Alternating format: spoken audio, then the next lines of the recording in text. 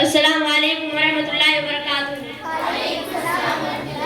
نحمدہ و نصلی علی رسول کریم، اما بعد۔ صدر انجمن، حکم صاحبان، قابل احترام اساتذہ کرام اور میرے بھائیوں اور بہنوں، آج کی سالانہ انجمن میں جس موضوع کو لے کر آپ حضرات کے سامنے حاضر ہوا ہوں وہ ہے علم کے ساتھ عمل بھی ضروری ہے۔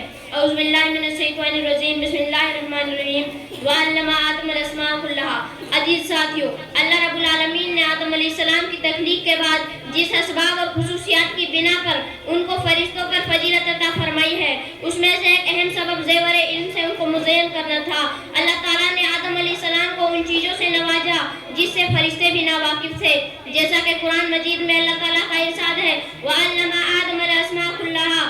اللہ تعالیٰ نے آدم علیہ السلام کو تمام چیزوں کے نام سکھا دیے۔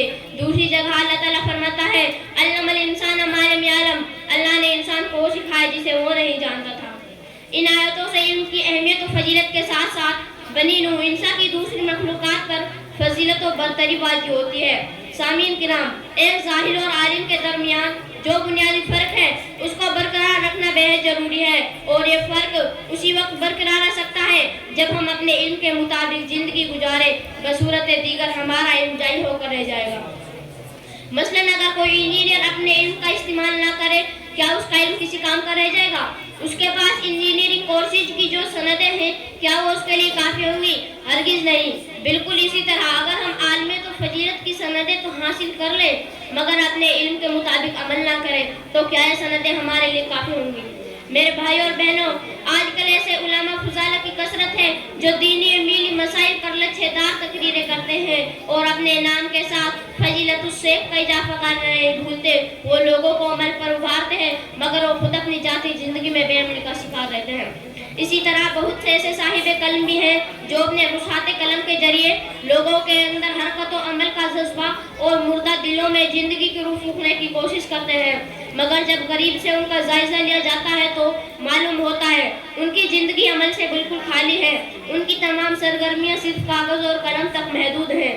وہ کاغذ کے میدان پر اصحاب قلم کے دوڑانے کے فن سے تو واقف ہے مگر انہوں نے اپنے اصحاب حیات کو بے لگام چھوڑ رکھا ہے۔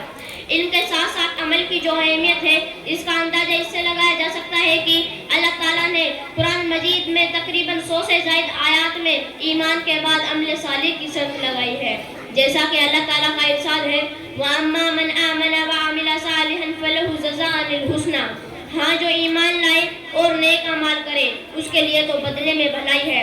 دوسری جگہ اللہ تعالیٰ کا ارشاد ہے فَمَن يَعْمَلْ مِثْقَالَ ذَرَّةٍ خَيْرًا يَرَهُ وَمَن يَعْمَلْ مِثْقَالَ ذَرَّةٍ شَرًّا يَرَهُ۔ بس جس نے ذرہ برابر نیکی کی ہوگی وہ اسے دیکھ لے گا اور جس نے ذرہ برابر برائی کی ہوگی وہ اسے دیکھ لے گا۔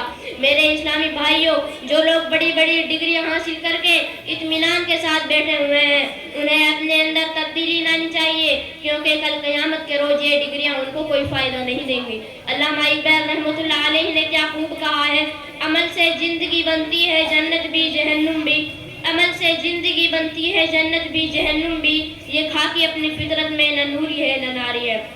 علم و عمل لازم و ملزوم ہے، عمل کے بغیر علم بے سود ہے۔ عالمیت و فضیلت کی ڈگریاں جمع کر لینے سے علماء فضالہ کی صف میں شامل تو ہو سکتے ہیں مگر اس سے ہمیں کوئی خوب فائدہ حاصل نہیں ہوگا، کیونکہ آخرت میں ہمیں عمل کے مطابق بدلہ ملے گا نہ کہ علم کے مطابق۔ اب آخر میں اللہ تعالیٰ سے دعائیں ہم سب کو علم کے ساتھ عمل کرنے کی توفیق عطا فرمائے، آمین۔ وآخر دعوانا الحمدللہ رب العالمین۔ السلام علیکم ورحمۃ اللہ وبرکاتہ۔